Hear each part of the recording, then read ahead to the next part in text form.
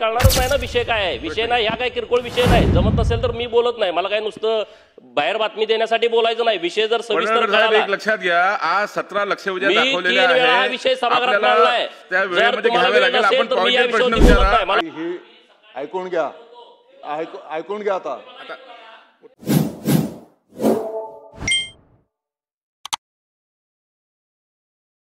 छापल्याप्रमाणे अध्यक्ष महोदय, 3-4 अधिवेशनामध्ये मी सातत्यानं या विषयावरती लक्षवेधी मांडित आहे. मी विधान परिषदेचा आमदार असल्यापासून या सगळ्या विषयावरती भूमिका मांडतोय. आपल्या माध्यमातून माननीय मंत्री महोदयांना माझी हात जोडून नम्रतेची विनंती आहे की हा प्रश्न महाराष्ट्राची मायनर ओबीसी, FIJNT या सर्व कॅटेगरीतील लोकांच्या वरती इफेक्ट करणारा विषय आहे. राज्यातील सरळ सेवा शिक्षक भरती संवर्गातील बिंदू नामावलीमधील तपासणीमध्ये मोठ्या प्रमाणामध्ये घोटाळा केलेला आहे. आणि अध्यक्ष महोदय, 2-3 लाख हा नुसते मी शिक्षण विभागाचा मांडतोय, पण सर्व विभाग आरक्षण देऊन उपयोग काय आहे? आज जर तुम्ही कायदा काय म्हणतोय, बिंदू नामावली 1970ला पहिल्यांदा आली आणि त्यामध्ये अनेक वेळा बदल झाले. जेव्हा जेव्हा रिझर्वेशन, ओबीसीचं रिझर्वेशन आलं, बिंदू नामावली चेंज झाली. नंतर FIJNT त्यामध्ये प्रवर्ग तयार केला. 97ला परत ते बिंदू नामावल्या बदलल्या. 2018ला मराठा आरक्षण आलं, परत बिंदू नामावली बदलली. परत मराठा आरक्षण रद्द झालं, परत चेंज झाली. परत नव्यानं मराठा समाजाला आरक्षण दिलं, बिंदू नामावली बदलली. तर अध्यक्ष महोदय, ह्या विषयामध्ये बिंदू कसे निश्चित करायचे याची एक प्रक्रिया आहे.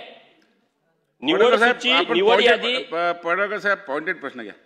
नाही, पॉइंटेड कळणारच नाही ना विषय काय आहे. विषय नाही, ह्या काय किरकोळ विषय नाही. जमत नसेल तर मी बोलत नाही. मला काय नुसतं बाहेर बातमी देण्यासाठी बोलायचं नाही. विषय जर सविस्तर कळाला, एक लक्षात घ्या, आज 17 लक्षवेधी मी दाखवलेले 3 वेळा हा आहे. विषय सभागृहात मांडलाय. त्या जर वेळेमध्ये तुम्हाला घ्यावे वेळ लागेल. नसेल आपण तर मी या पॉइंटेड प्रश्न विषयावरती बोलत विचारा नाही. मला आणि नुसतं पॉइंटेड या उत्तर विषयावरती मंत्री बोलायचं महोदयांनी नाही. द्यावं. पॉइंटेड कळायला पाहिजे ना विषय काय आहे. सर्वांना विनंती आहे. विषय एवढा मोठा सिरियस आहे, पॉइंटेड बोलू शकत नाही मी. मला सविस्तर वेळ द्या या विषयामध्ये बोलायचा. हा मागासवर्गीयचा सगळा विषय आहे. बिंदूमध्ये बदल झालाय आणि ह्याच्याबद्दल सरकारनं निर्णय दिलेले आहेत. सरकारचे निर्णय काय आहेत? 1997चं पत्रक आहे. सरकारचं भूमिका आहे की जर एखादा मुलगा मागासवर्गीय असेल आणि तो मेरिटमध्ये आला, तो खुल्यामध्ये बसत असेल तर तो खुल्यामध्ये घ्यावा. आता काय करतायत हे सगळे लोक, अधिकारी लोक, मागासवर्गीयांची मुलं ओपन मेरिटमध्ये आल्याच्या नंतर तुम्ही ओपन मेरिटमध्ये दाखवत नाही त्यांना, परत तुम्ही त्याच्या जातीच्या बिंदूवरती दाखवताय. जातीच्या बिंदूवरती दाखवल्यानंतर त्याला जागाच मिळणार नाही ना. पण हे मी पुरावे घेऊन आलोय. मी काय असं तुम्हाला फेक बोलत नाही. अहो, मी या कळणारच नाही विषय. मी 3 वेळा बोललोय, नुसतं 3 वेळा बैठका केल्या. प्रश्न घ्या, उत्तर नाही, मला एक विषय तुम्हाला समोर द्यायचा आहे. कुठला द्यायचा आहे? पुणे महानगरपालिकेचा. पुणे महानगरपालिकेमध्ये 2009 पासून ही जी शिक्षकांची भरती झाली, या भरतीमध्ये एक निगडे मिलन या व्यक्तीला 66.67 मार्क्स मिळाले. हे ओपनच्या यादीमध्ये आहेत. आणि ओबीसीच्या यादीत दाखवलेली 16 मुलं, SCच्या यादीत दाखवलेली 3 मुलं, NTच्या यादीत दाखवलेली 2 मुलं, ही 66.67 पेक्षा जास्त आहेत मार्क. त्यांना खुल्या प्रवर्गात दाखवण्याची आवश्यकता होती, परंतु त्यांना खुल्या प्रवर्गात दाखवलं नाही. मंत्री महोदय उत्तर द्या. नाही, अजून विषय ना पुढं. बघा, मला या विषयावर बोलायचं नाही. माझी लक्षवेधी कॅन्सल करा. आपण प्रश्न घ्या. प्रश्न नाही, मला उत्तर नको आहे. तुम्हाला जर न्याय द्यायचा नसेल, एवढा मोठा विषय, 2-3 लाख लोकांच्या वरती अन्याय केलाय, ही जर सरकारची भूमिका असेल तर ही चुकीची भूमिका आहे. आपण प्रश्न विचारा, उत्तर घेईल. प्रश्न काय विचारूच देत नाही तुम्ही, तर काय बोलणार आहे या विषयावरती? काय कळालं तुम्हाला या विषयामध्ये? अध्यक्ष महोदय, सन्माननीय पडळकर साहेब, विषयाचं गांभीर्य लक्षात घेऊन वास्तविक वेळेवर तुम्ही उपस्थित नव्हते. या लक्षवेधी ही ऐकून घ्या, ऐकून घ्या. आता उत्तर द्या. तुम्ही मला ऐकू नका म्हणजे. अरे उत्तर घ्या. मी अतिशय नम्रतेने आपल्याला सांगू इच्छितो, आपण नव्हते तरी मी थांबून राहिलेलो आहे. विषयाचं गांभीर्य लक्षात घेऊन आणि अध्यक्ष महोदय, मी तुम्हाला विनंती केली की 4थी लक्षवेधी परत घ्या. हो, बरोबर. आणि म्हणून माझी आपल्याला विनंती आहे की वस्तुस्थिती समजून घ्या. विषयाचं गांभीर्य आम्हाला पण आहे. आपण जे काही मुद्दे उपस्थित करत असाल त्या मुद्द्यांचं चौकशी करू, कारवाई करू. परंतु आत्ताच्या घडीला जी काही आकडेवारी आहे आणि जी काही कार्यपद्धती संपन्न झालेली आहे ती पण तुम्ही ऐकून घ्या. अध्यक्ष महोदय, आत्ताच्या घडीला अस्तित्वातली जी काही नियम पद्धती आहे त्याप्रमाणे अनुसूचित जातीच्या करता 13%, अनुसूचित जमाती करता 7%, विमुक्त जाती करता 3%, भटक्या जमाती करता 2.5%, भटक्या जमाती करता 3.5%, भटक्या जमाती डी करता 2%, इतर मागास वर्ग प्रवर्ग ओबीसी याकरता 19%, विशेष मागास प्रवर्ग एसबीसी याच्याकरता 2% आणि ईडब्ल्यूएस करता 10%. अशा पद्धतीची आरक्षणाची त्या ठिकाणी टक्केवारी आहे आणि त्या पद्धतीने ही भरती संपन्न होते आहे. अध्यक्ष महोदय, ज्या काही नियुक्त प्राधिकारी संस्था आहेत, महानगरपालिकेच्या बाबतीमध्ये आयुक्त महोदय असतील, जिल्हा परिषदेच्या बाबतीमध्ये मुख्य कार्यकारी अधिकारी आणि खाजगी शाळांच्या बाबतीमध्ये संबंधित संस्था या नियुक्त प्राधिकारी म्हणून बिंदू नामावली तयार करून सामान्य प्रशासन विभागाच्या अंतर्गत असणाऱ्या सहाय्यक आयुक्ताच्या माध्यमातून मागासवर्गीय कक्ष यांच्याकडे तपासणी करता पाठविल्या जातात आणि ती तपासणी करून सहाय्यक आयुक्त मागासवर्गीय कक्ष बिंदू नामावली तपासून प्रमाणित केली जाते. ही बिंदू नामावली प्रमाणित करण्याच्या नंतर मग पुढची प्रोसेस त्या ठिकाणी संपन्न केली जाते. अध्यक्ष महोदय, ही पण वस्तुस्थिती आहे की आताचे जी काही आरक्षण टक्केवारी आपल्याला या ठिकाणी सांगण्यात आलेली आहे, या आरक्षण टक्केवारीमध्ये जर मेरिटमध्ये कोण असेल तर तो जनरलमधनं येत असतो आणि त्या पद्धतीनेच त्या ठिकाणी भरती केली जाते.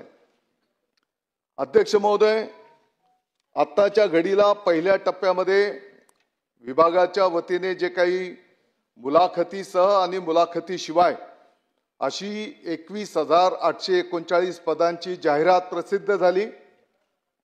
त्यामध्ये आरक्षित प्रवर्गाची 15,670 व खुल्या प्रवर्गाची 6,169 पदं होती.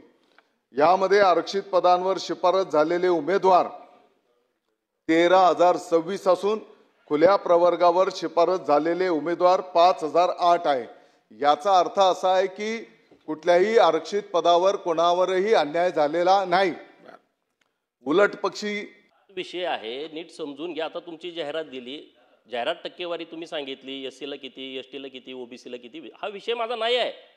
माझा विषय काय आहे की माझा विषय खुल्या प्रवर्गामध्ये मेरिटमध्ये आलेले कॅन्डिडेट तुम्ही जात प्रवर्गावरती दाखवलेले आहेत आणि हे दाखवायचे नाहीत.